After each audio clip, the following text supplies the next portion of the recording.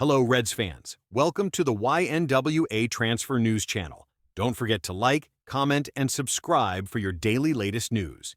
Harvey Elliott's Aston Villa nightmare transfer clause and unexpected return. This wasn't how it was supposed to unfold.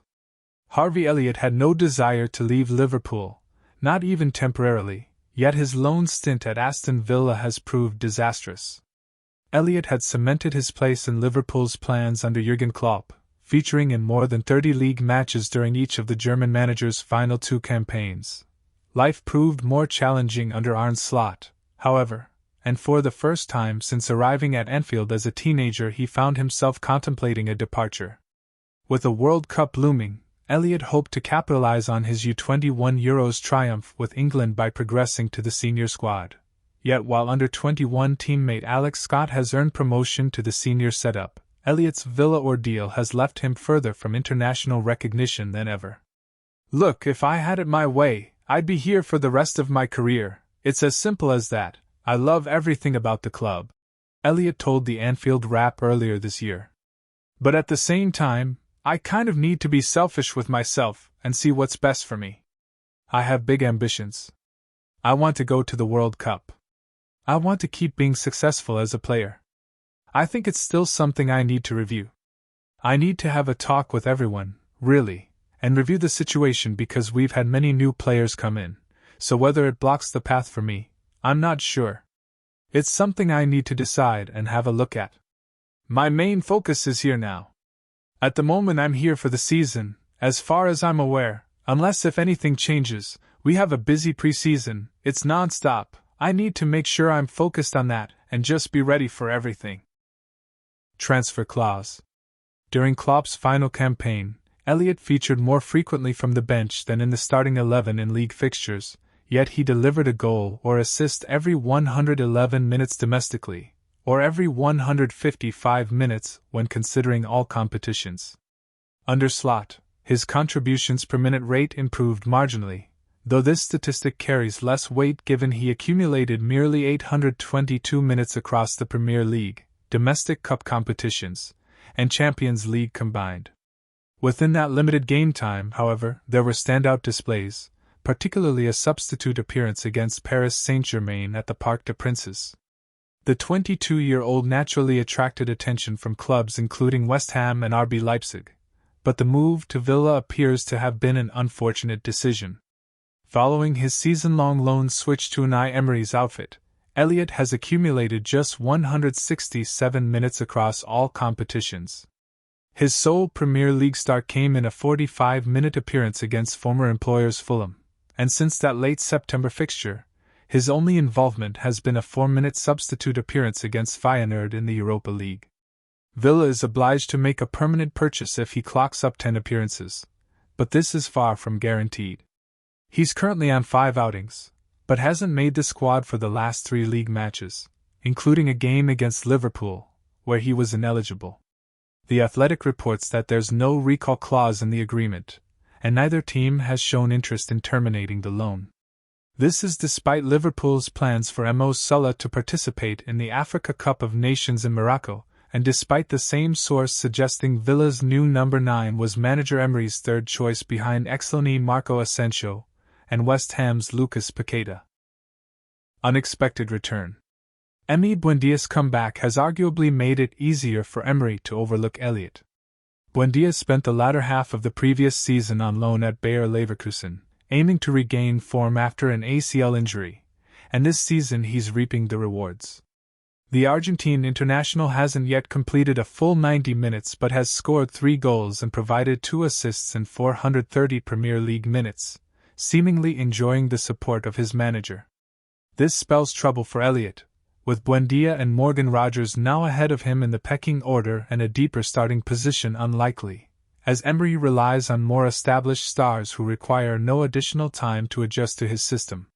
"He is training well, and he played some matches, but the performances weren't what we needed," Emery said when asked about Elliott. "Some players are playing as a number 10, and they are playing well, like Buendia and Rogers. Also Ross Barkley, after he was out. In the squad, we needed to take one player out, and I decided for it to be him. I am happy with him. he is training good. His commitment is fantastic, and he is a good guy. It is only a tactical decision. With a lengthy season ahead, Elliott may still find opportunities to break into Emery's first 11. However, he might reflect on the fact that Federico Chiesa has featured twice as much for Liverpool as he has for Villa, despite both players being largely on the periphery at Anfield last term, and question whether remaining at his former club would have been wiser. One driving force behind his Anfield departure was the prospect of earning a place in England's World Cup squad. While uncertainty continues to surround his situation at club level, that international ambition now appears increasingly unlikely unless circumstances shift dramatically in the coming months. Harvey Elliott transfer stance made clear as Liverpool exit turns into nightmare. Harvey Elliott appears set to complete the season at Aston Villa, with a permanent signing next summer still on the cards. According to The Athletic, there is no break clause in the deadline day deal that facilitated his move from Liverpool to Villa Park at the end of the summer transfer window. Elliott is on loan at Villa for the entirety of the 2025-26 campaign, with an agreement in place that obliges Villa to purchase him once he has made 10 appearances. He has already clocked up 5 appearances, albeit only 2 starts, and has not been included in the matchday squad for the last 2 Premier League games for which he was eligible. There have been murmurs of discontent regarding his situation, with Unai Emery known for his exacting standards when it comes to new players and their integration into his system. However, all indications suggest that Elliott will remain at Villa Park and will not return to the Reds in January. Football finance expert Stefan Borson told Football Insider that Villa is almost certain to trigger the clause, but added that delaying those games allows them to move it in the financial year. The Athletic further reports that neither Villa nor Liverpool has expressed a desire to cancel the deal. Yet the West Midlands club did suggest that Liverpool views the fee as £35 million, $46 million, while Villa considers it closer to £30 million, $39.5 million. What is clear is that Elliott cannot return to Liverpool and be loaned out to another team since having already played for both Liverpool and Villa. He can't appear for a third club in the same season. Unai Emery has previously outlined Elliott's exclusion. He explained, "Harvey is a 10 number in our structure, in our shape, and he plays some matches, and there is still adaptation to add himself individually in our structure, the task we have. Of course, he is training well, and his commitment is being very well as well, but his performance was not enough, up to this point. At the same time, we have other players who can play as a 10 and they are performing well, and I have different players." Ex-Liverpool star could make transfer return just months after Arne Slot disagreement led to exit. Tyler Morton is being linked with a return to the Premier League, just a few months on from his departure from Liverpool. The academy graduate brought his 17-year association with the Reds to an end during the summer, having also played a starring role in England defending its UEFA U21 Euros title as he made the move to Lyon. Despite an early setback after receiving a red card in just his 4th game for his new club, for which he was heavily criticised by the media in France, Morton has managed to make quite the impression, having started all but one of Lyon's league games so far. And it would appear that his form is catching the attention back on home shores, with Crystal Palace being linked with bringing him back to the Premier League. According to French outlet Junes Futux, Palace has identified the 23-year-old as a potential long-term option in midfield, given Adam Morton is being heavily touted for a move away from Selhurst Park. As a result, Palace is said to be keeping a close eye on Morton's situation, and while Lyon hopes to keep the midfielder for more than just one season, the club could be tempted into negotiating, especially given its precarious financial situation. A return to the Premier League may also be welcomed by Morton, who decided to leave Anfield after being left frustrated by his lack of opportunities under Arne Slot during his final season on Merseyside. He failed to make a league appearance during the 2024-25 campaign, and made just 5 senior appearances across other competitions. "I think he thought I was a good player, but I don't feel the trust was there as much," Morton said last month about his time under Slot. "In my opinion, the limited opportunities were down to trust and not ability. When I got my opportunity in the Cup, I felt like I played well. That's all I could say." I stuck at it, stayed focused, got through to the end of the season and played in the under-21 Euros, which was amazing. I had a few conversations with him, Slot, during the season. A lot of footballers can be bitter about not playing and let their egos get in the way, but I'm not that type of lad. I personally disagreed with the limited amount of game time I got last season, but that was out of my control. I did everything I could. I played for the under-21s when a lot of players wouldn't.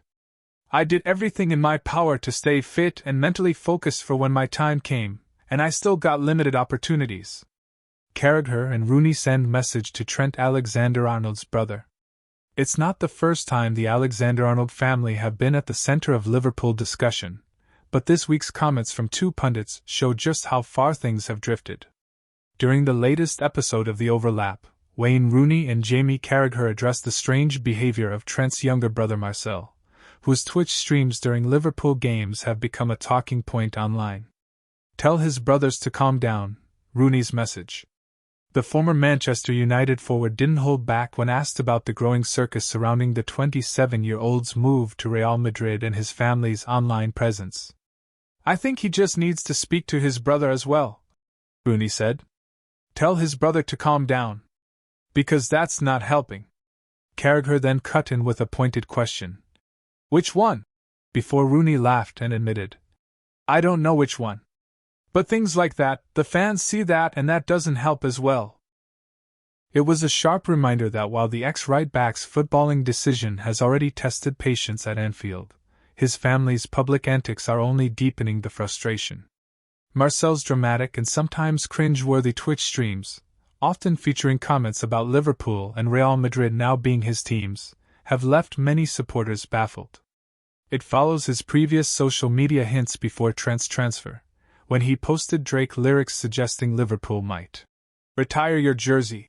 A moment covered in detail when Marcel Alexander-Arnold's Instagram post hinted at a contract U-turn earlier this year. Carragher's concern over Trent's inner circle. Carragher was clearly referencing Trent's other brother Tyler, who acts as his agent through the PLG agency. Our former number 23 seemed to infer to the murky reputation surrounding the firm after several online rumors about ticket allocations and player representation, all unverified, but enough to damage the family's standing among fans further.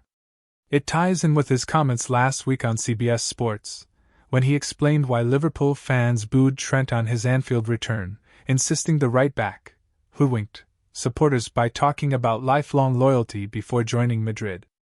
For many of us, it's not just about what Trent did, it's the tone since. And as Rooney said, the best thing he can do now might be the simplest: tell his brothers to calm down, stay quiet, and let time do the healing. Liverpool's dream January transfer window undroppable leaves, £100 million ace joins as crisis solved. It's safe to say that Liverpool's title defence has been nothing short of a disaster so far. Arne Slot stunned the Premier League last season, winning Liverpool's 20th top-flight title in his first year in the job.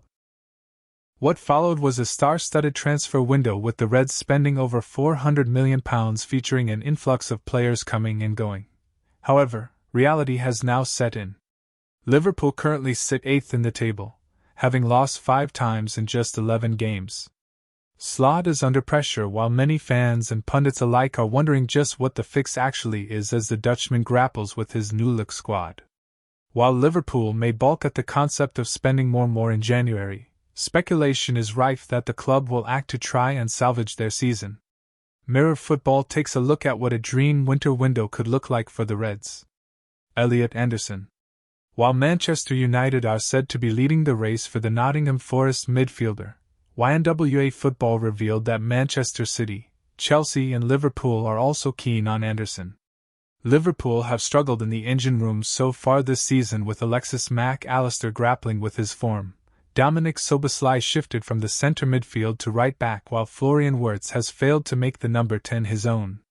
The ever-reliable Ryan Gravenberch has often looked isolated, meaning 23-year-old Anderson could be a fitting partner in the middle of the park for the Dutchman in order to bring some steel to Slot's flailing central unit. However, reports suggest that Forest would demand in the region of £100 million to £120 million to even consider a sale. With Liverpool's expenditure already high this year, the odds are small they would elect to bid. Antoine Semenyo. Liverpool's sale of Luis Diaz looks already to be haunting them. While the Colombian reportedly wanted to leave Anfield, his exceptional numbers for new club Bayern Munich are showing what Liverpool are missing. The Reds have been without a speedy winger all season, with Mo Salah struggling to make an impact. Slot's side have often looked penned in during games with no outlet from the flanks. Bournemouth star Semenyo has 6 goals and 3 assists so far this season, including a brace at Anfield against Liverpool on the Premier League's opening weekend.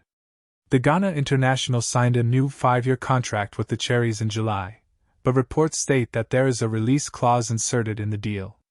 While speculation is rife that Liverpool could move for the lightning-quick wide man in January, his acquisition would reportedly cost the Reds around £75 million. Alessandro Battoni. Reports state that following the long-term injury to Giovanni Leone and the potential departure of Ibrahima Konate next summer, Liverpool are looking to strengthen their defense ahead of the winter window. The Reds have reportedly set their sights on Inter Milan centre-back Alessandro Battoni, who is under contract until 2028. It is said that Liverpool are aware of his value and are preparing an offer of at least £88m. Liverpool's failed pursuit of Crystal Palace's Mark Guéhi has said to have prompted renewed interest in Battoni, who has been hailed by Italian icon Giorgio Chiellini as one of the best defenders in world football. Mark Guéhi. The alternative to Battoni is Palace captain Guéhi. The Reds have already done the groundwork on the England defender, and were mere moments away from landing him on transfer deadline day, only for Palace to pull the plug at the 11th hour. While Slot could acquire the 25-year-old for free, the Reds are now expected to face a challenge from a number of Premier League clubs and Spanish giants Real Madrid for Guéhi's signature. Bayern Munich and Barcelona are among the clubs to have been linked, while Guéhi himself has said he's relaxed on his future. Ibrahima Konate. While the Reds are struggling at centre-back with the absence of Leone and speculation rife over a departure for the long-serving Joe Gomez, the idea of letting Konate go feels like self-sabotage. Konate has become somewhat undroppable in the face of Liverpool's defensive shortcomings, despite his worrying form. It's no secret that the Frenchman has underwhelmed this season and his contract is up at the end of this season. Links to Real Madrid refuse to dampen, and if Liverpool can secure moves for Guéhi and Battoni, then perhaps letting a player, who could have one eye on the Spanish capital, leave wouldn't be such a rogue move after all. Konate has been a loyal servant at Anfield, turning in several eye-catching performances in last year's title-winning campaign. However, an accelerated January move would not only see the Reds bank a fee for the former RB Leipzig centre-half but also help them clear the decks of a player who could leave in the summer for free anyway.